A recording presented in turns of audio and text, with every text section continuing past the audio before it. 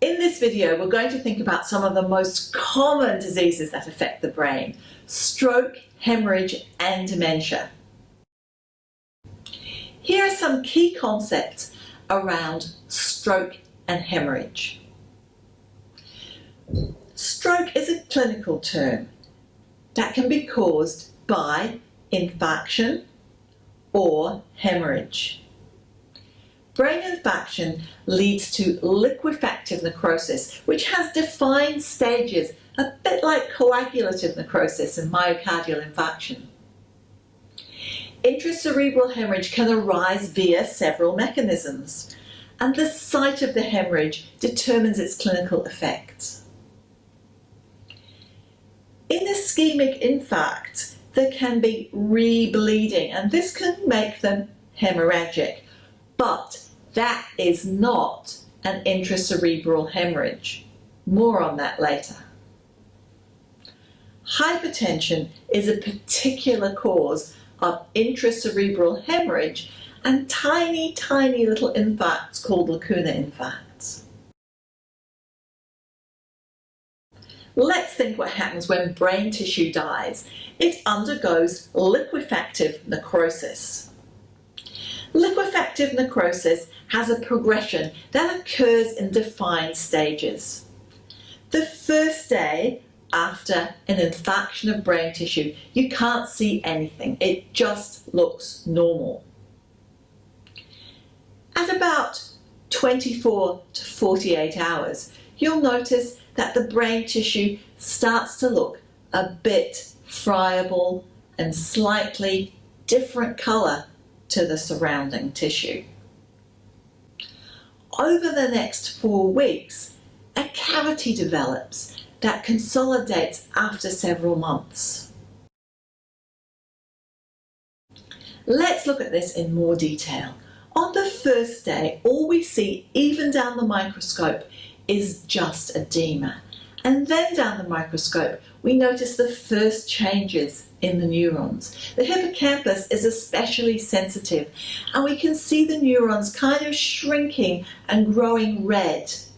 This is called red degeneration. Later, the nucleus breaks down in the usual way with pycnosis and karyorrhexis. On the second day, the immune system gets into action. Neutrophils migrate into the area, staying until about the end of the second day. The tissue begins to undergo liquefactive necrosis from all the enzymes released by the neutrophils. Then the next wave begins. The neutrophils are replaced by macrophages, coming in to clean up the mess. And around the edges, the astrocytes start to react. Astrocytes are a bit like the fibroblasts of the brain. They build supporting structures. They become large and get ready to divide. The pictures on the right here show these early stages of stroke. In the top one, you can see the neutrophils marginating, getting ready to move out into the stroke area. And then the second lower one, about day 3, we've got a little arrow showing astrocytes starting to grow, and in the background, the pale liquefactive necrosis. Over the next few weeks, the macrophages continue to clean up stuff. This goes on for months and years. The astrocytes multiply and develop prominent arborizing cytoplasmic extensions. This is called gliosis. Gliosis is essentially the scar tissue of the brain. So after several months, what we're left with is an empty cavity crossed by wispy blood vessels. Around the outside of the cavity, there will be gliosis, brain scar tissue. The brain can't replace itself, so all that's left after a stroke is a hole. There are several different types of intracerebral hemorrhage. We're going to think about 2 of them here, and that's the difference between epidural hematoma and subdural hematoma. Epidural hematoma is caused by an arterial bleed. usually rupture of the middle meningeal artery. This goes in at high pressure, rapidly compressing the brain. It leads to the classic fall, head injury, lucid interval, and then rapid deterioration scenario that is so frightening. It can occur, for example, on a ski field after a skier has hit their head. They'll be okay for half an hour, and then the rapid blood accumulation will cause herniation of the brain and death. In contrast, the subdural hematoma, as advertised, occurs below the dura, is a very slow accumulation of venous blood. It occurs from tears in the veins that bridge the gap between the brain and the meninges. It's seen in people whose brains are a little roomy in the cerebral cavity. People like kids and old people who have slightly shrunken brains tear those veins easily. The slow accumulation of blood leads to a gradual onset of confusion. The third type of bleeding is a subarachnoid hemorrhage. This typically occurs as an arterial bleed from a berry aneurysm in the circle of Willis. Blood accumulates in the subarachnoid space. You can see it in this brain on the right. There's no big blob of blood happening, but instead dark blood is infiltrating all down the sulci and then around the base of the brain. Berry aneurysms arise due to a congenital weakness in the circle of Willis where there are branch points.